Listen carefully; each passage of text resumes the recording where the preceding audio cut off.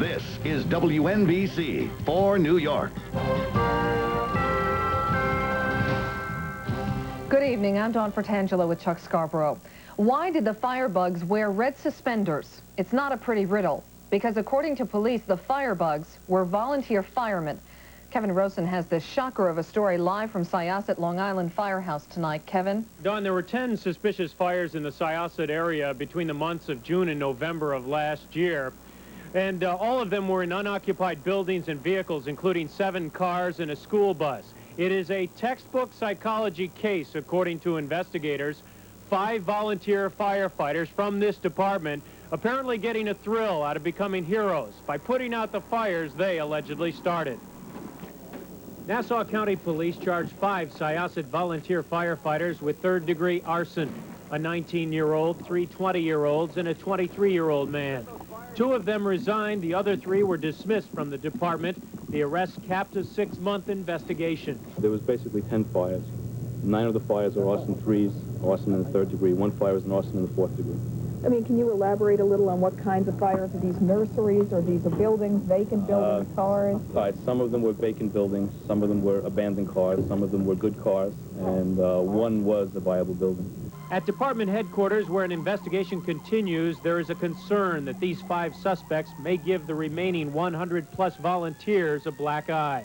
The volunteer firemen, the chiefs, the members of the Board of Fire Commissioners, who are all volunteer firemen, are totally in shock. It's totally against everything they stand for. They're hurt. They're angry that some of their own would do this to them. Because of a continuing investigation, the volunteers were advised by their attorney not to speak to us on camera. However, off camera, they expressed frustration and anger. They're frustrated because their reputations may be tarnished, and angry because many of them had to get out of bed in the early morning hours to put their lives on the line to fight these fires that were intentionally set. Dawn and Chuck? All right, Kevin, thank you. Well, in Newark, it is the sanitation department that has a stain on its reputation tonight. Federal agents have arrested 9 people for allegedly funneling sanitation money to the mob. Dave Browdy has the story. He's the head of the Newark Division of Sanitation, Samuel Verderies, and he's charged with helping the Lucchese family of the Mafia under this man, Michael Tessera, loot Newark's treasury of millions of dollars over a 10-year period. The scheme wasn't complicated. Newark's Sanitation Department contracts out for services ranging from snow removal to recycling. Much of the business went to mob-affiliated firms, according to the indictment, which then turned in phony and inflated invoices, which city officials paid. It is a sad portrayal of corruption and criminality as a regular way of doing public business. According to the indictment, it didn't matter who the top sanitation official was. Whoever was in the job took more than double his salary in bribes and kickbacks.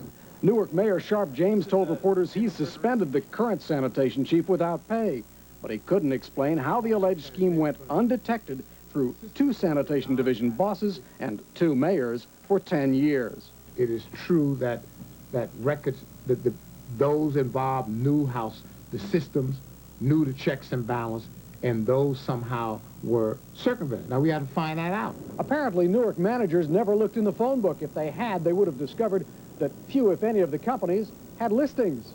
But now Newark managers say they're going to implement new systems to make sure this kind of thing doesn't happen again. Dave Browdy, News 4, Newark.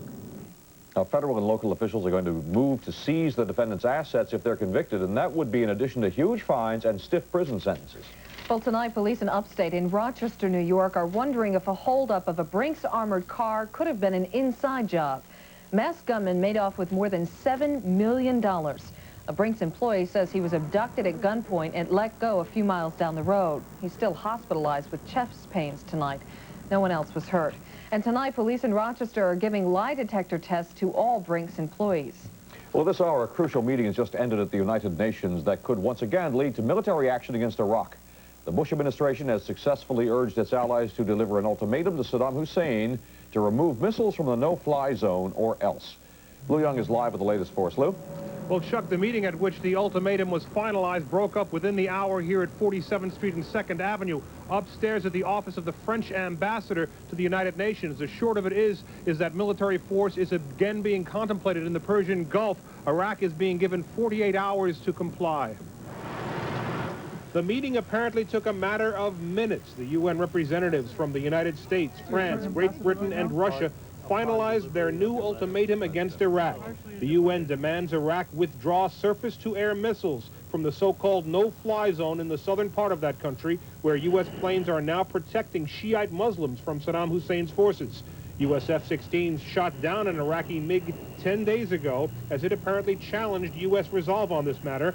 After the brief meeting, UN Ambassador Edward Perkins had little to say to reporters, but the Russian ambassador predicted Iraq will back off. I don't think there is a need for a very big excitement. I think the Iraqis will understand. Of course, it will be American forces that have to enforce the ultimatum. If it comes to that, the Iraqi ambassador Nazir Hamdoun did not attend the meeting here this afternoon. He will likely receive the ultimatum sometime tonight, and when he does, if he hasn't received it already, the ultimatum 48-hour clock will begin running at that time. That means if Iraq isn't prompt about removing the surface-to-air missiles in the southern part of that country, that American warplanes could be flying sorties against them before the weekend. We're live at 47th Street and 2nd Avenue, Hammershaw Plaza near the UN. Lou Young, News 4 New York. Back to the studio. Lou, thank you. New York's chief executive today delivered his State of the State message. His supporters call it a blueprint for action. His detractors call it pie in the sky. Gay Pressman reports tonight from Albany. Opportunity, liberty, responsibility, family, the New York proposition. Beginning his 11th year as governor, Mario Cuomo spoke to the legislature today, pledging to hold the line on taxes, on Medicaid, welfare, and tuition aid. But the governor was most impassioned when he called for a constitutional convention to impose term limitations on legislators and to limit campaign contributions. What are we afraid of?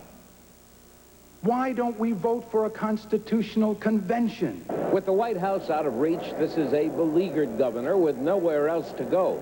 Reaction was mixed. I'm surprised that he connects giving the government back to the people to an idea like a convention, which is delaying, time-consuming, and expensive. We have better ways to do it. As for the governor's message in general, party leaders divided on party lines. Disagree. We're all political people. We know we're going to disagree on things, but we can agree on things that are good for the most people. The governor's speech was long on rhetoric, short on details, and we're awaiting the details. At one point today, Cuomo said he was less interested in applause than in getting legislators' votes. This you can do. We can all do that. It's easy. Monkeys do that. Some legislators told us they were offended by being compared to monkeys, an ad lib that could hurt Mario Cuomo. In Albany, Gabe Pressman, News 4 New York. Well, even as the governor was painting a bright economic picture in New York, IBM announced 3,500 new layoffs in the Hudson Valley area. The cutback is part of the computer giant's plan to eliminate 25,000 jobs around the world. The layoffs will come from the East Fishkill, Poughkeepsie, and Kingston plants. We have a lot more ahead as we continue for you tonight on News 4 New York at 6. Floods, ice, and decay, the troubles of the FDR Drive. David Diaz reports on the long road to highway ruin. Also, a jazz legend is gone. Pablo Guzman looks back at the life and music of Dizzy Gillespie. And the world of ballet mourns the passing of its greatest dancer, Rudolf Nureyev.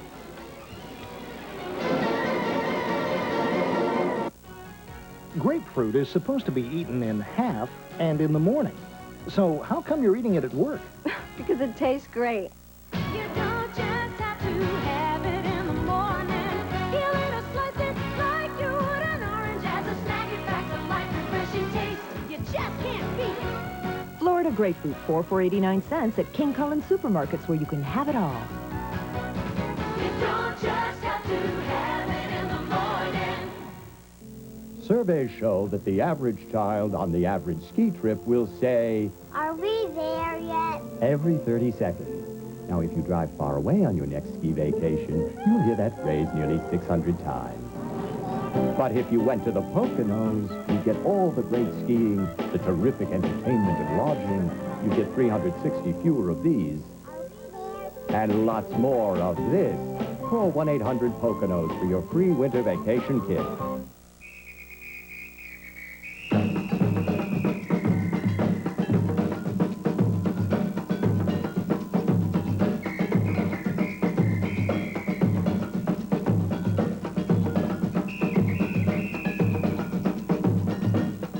HEIST machines for every muscle, every angle, every curve. Make your resolution a reality. Only $24 a month at Bally's. Call 1-800-WORKOUT. What do you get at McDonald's today? You get value in my restaurant. I mean, with 5 burgers each under $1, we're trying to give people a break every day. You get new tastes. Come on. You're talking bacon, cheese, and barbecue sauce. You're talking classic Big Mac flavor in a Mac Jr. You just don't get that anywhere else. You get us, and we make sure that what you want is what you get at McDonald's today and every day, guaranteed.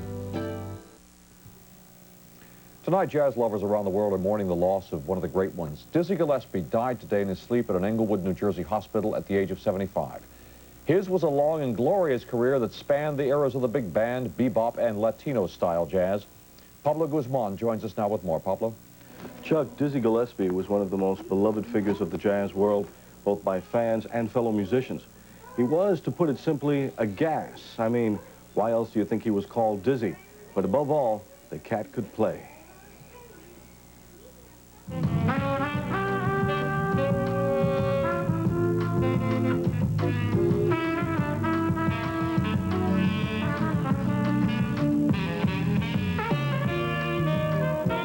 John Burks Gillespie, together with Charlie Bird Parker, are credited with co-developing the frenetic, ultra-intellectual style of jazz known as bebop, a typical Dizzy term. Bebop grew in the early 40s as a response by the Young Turks to what they considered to be the restrictions of big band jazz. Dizzy and Bird were soon joined by such giants as Thelonious Monk, John Coltrane, and Miles Davis. By the late 40s, Dizzy began to collaborate with Cuban maestros like Mario Bauza, Machito, and Chano Pozo in Latin jazz experiments that had lasting impact on both the black jazz and Latino salsa worlds. But wherever Dizzy took his trademark horn and cheeks, and of course that sense of humor, audiences all over the world responded. Dizzy was a man with a great, great sense of humor about everything. And I think that it obviously came out in his music.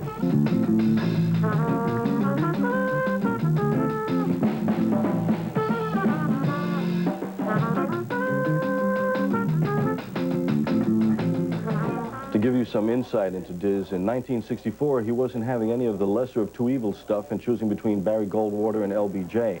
So he ran himself as a semi-mock alternative for president on a platform of turning the White House blue, legalizing the numbers, and putting Miles Davis in charge of the CIA. But again, it's the music that will linger. I suggest you ask about a video called One Night in Havana, also known as A Night in Tunisia, or pick up one of the many fine Dizzy Gillespie reissues. Back to you in the studio. Pablo, thank you.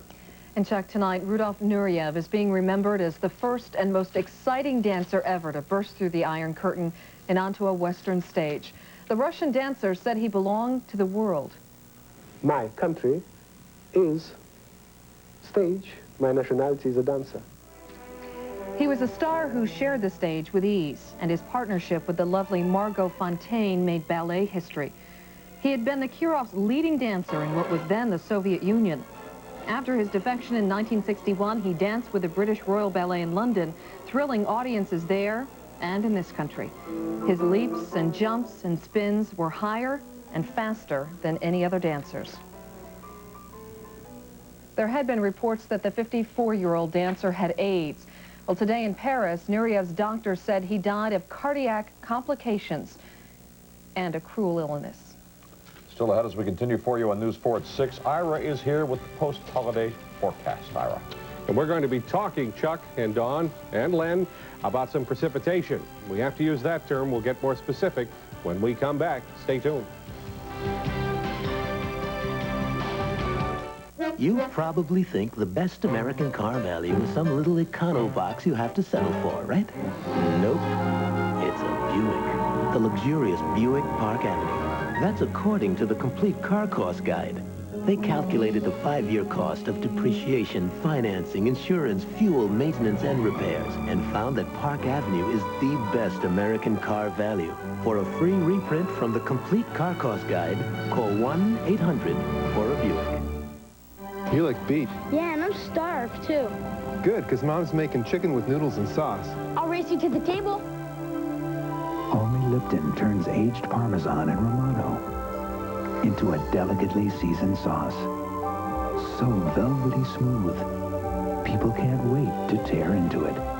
So, how'd the old man do today? He really whipped me good out there.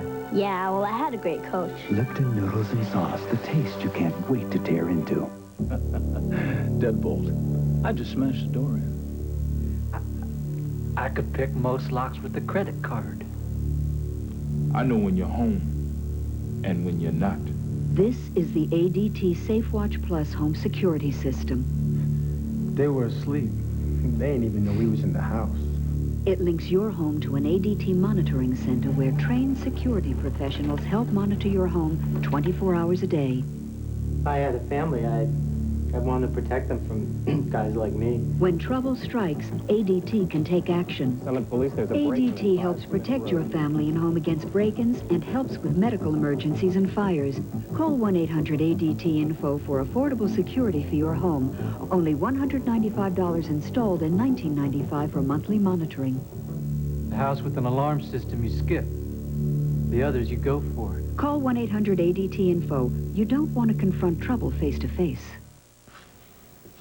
Well, if you've tried to get somewhere using the FDR Drive lately, you can anticipate this story, but it's even worse than you ever might expect. What with the floods and the ice and the chunks of concrete falling on motorists, plus delays from constant construction, the drive has become the road to ruin. And as David Diaz reports, the situation is not getting any better.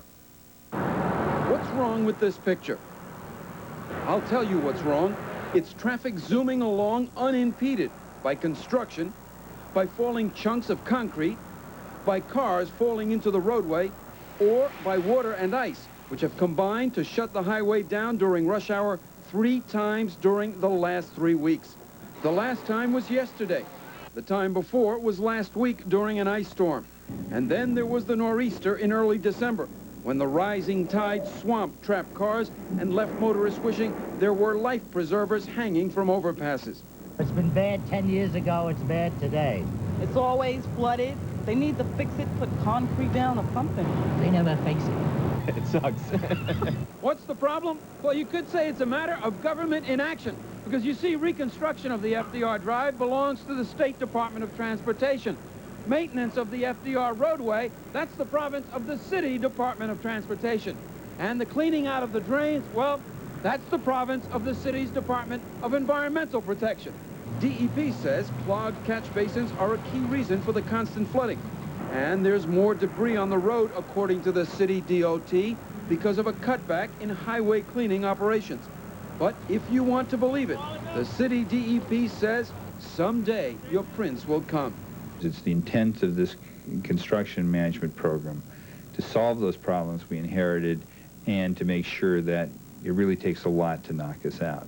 So don't get used to this, because this is the FDR experience you will continue to know and hate. David Diaz, News 4, New York. And all this is costing New York taxpayers a pretty penny. $400 million is being spent on the FDR Drive between 1986 and the year 2000.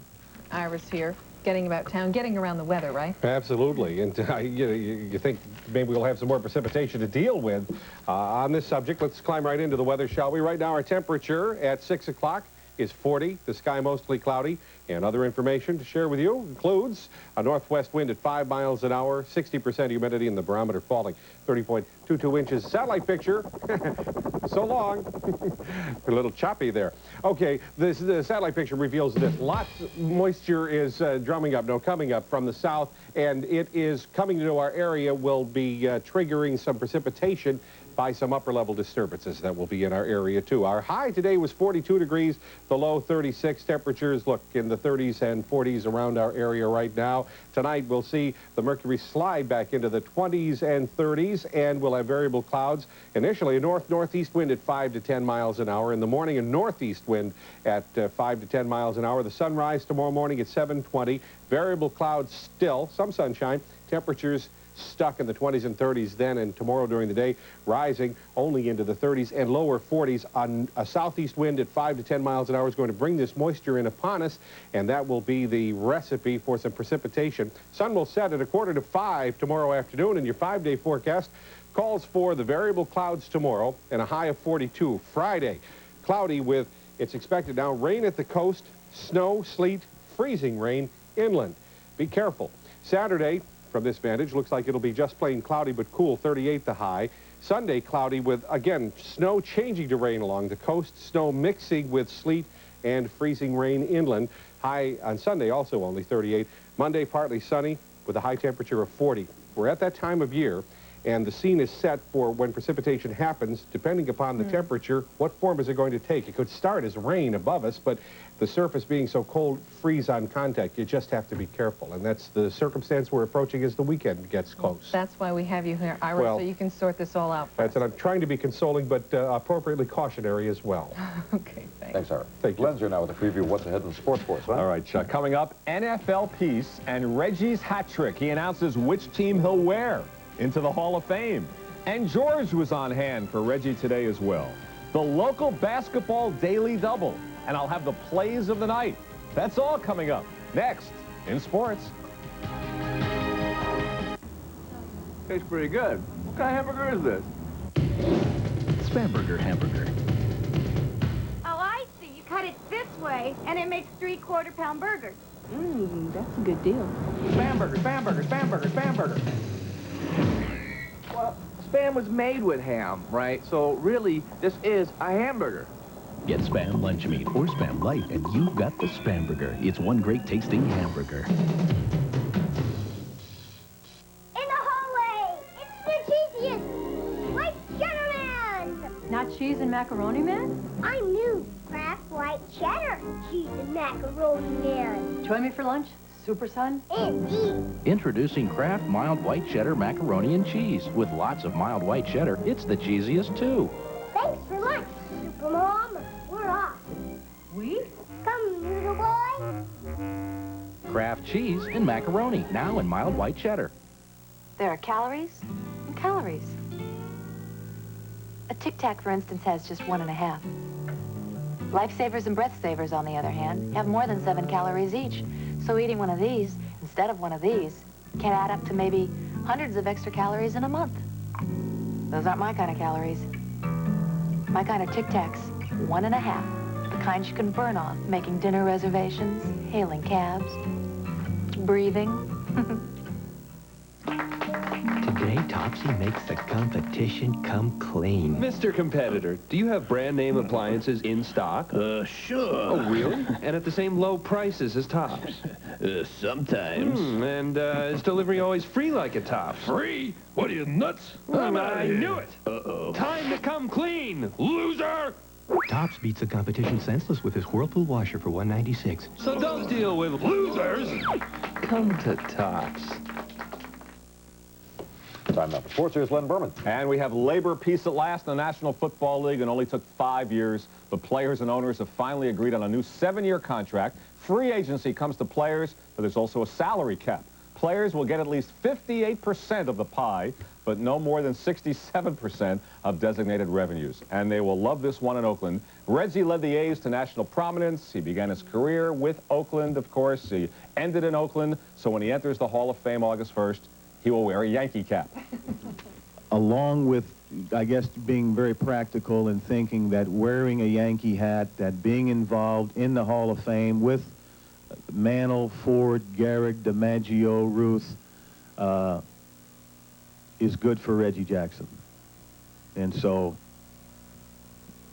I'll go in as a Yankee. All right, Reggie taking the historical perspective and of course, putting himself in some pretty fair company. That's Reggie. He talked about that 77 Yankee team. The 73 Oakland A's was a fabulous ball club, a tremendous offensive club. But the 77 Yankees, I think, was such a greatly talented team, had more talent than the Oakland A's ball club. It's the most talented club I ever played for. Well, you know, this hat business is going to become more and more of a problem in the coming years. There was a day when ball players began and ended their careers with the same club. No controversy. But Reggie begins the free agent era in Cooperstown, and now the fun will begin with who wears what when. And the man who let Reggie go showed up to congratulate him today. George Steinbrenner. What battles the two of them had over the years. And he accepts the blame for Reggie leaving town.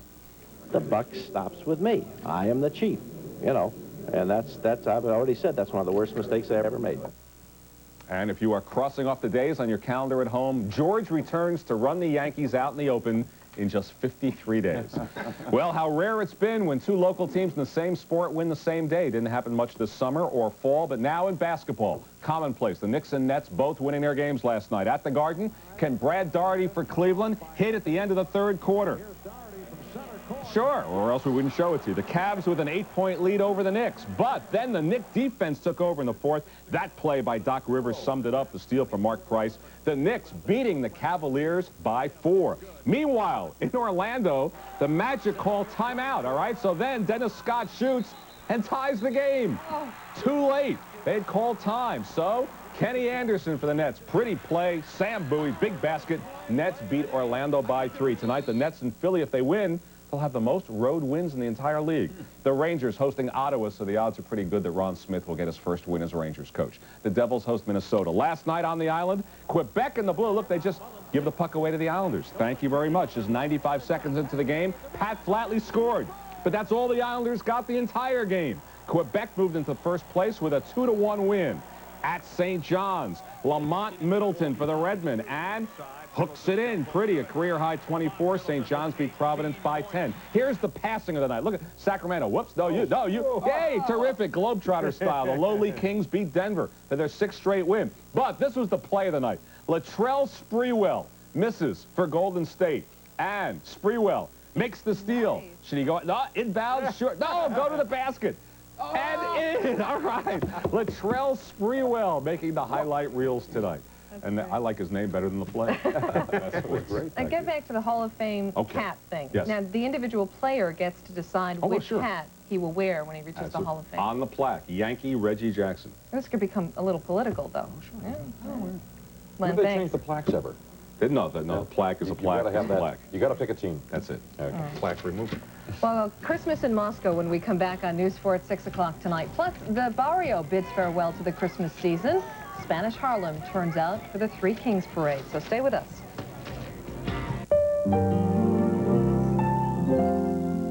Mom really believed an apple a day would keep us doctors away. You know, she was almost right. Research has shown that one of the most important ways to improve your diet is to make sure you eat your 5 servings of fruits and vegetables a day. And remember that apple? It counts as 1 serving. So does a glass of orange juice or a salad.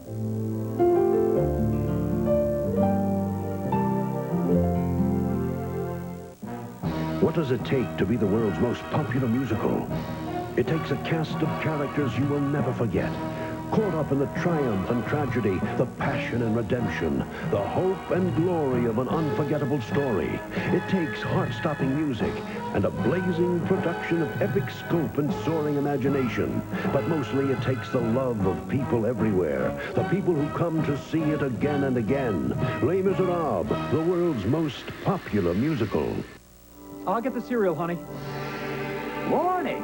You'll love this cereal. Where'd you come from? A different time when grains were kept whole for the natural hearty taste. Great grains, toasted wheat, oats, and barley, kept whole. Full of flavor. Pecans, dates, raisins. Enjoy it with the missus. Thanks. Great. Where'd you get this? Mind if I tell her? What was great back then is great grains now. A great cereal from Post. How can Healthy Choice glazed chicken give you less and more? By creating a whole new way of cooking. We don't merely give you less fat. We select more tender breast meat for more delicious taste. And we don't just give you less salt. We add our own unique blend of herbs and spices for more flavor. Healthy Choice glazed chicken. One more way we give you more. Healthy Choice. Never settle for less. Sue Simmons is in the newsroom now with a look at some of the stories we're working on for News 4 at 11 o'clock tonight. Sue? Don, thank you. We'll have the latest on the U.S. call for a new ultimatum against Saddam Hussein and the incredible story of escape from China. One of the leaders of the student uprising in Tiananmen Square tells his story after years on the run. We'll have those stories and more at 11. Now back to Chuck and Dawn. All right, thank you, Sue. A rare sight in Red Square this year, just in time for Thursday's Russian Orthodox Christmas. A Chicago church group donated a nativity scene, a replica of the one that went up last month in the Windy City. It's been 50 years since a Christian display of any type was allowed in sight of the Kremlin. And in East Plus the latest electronic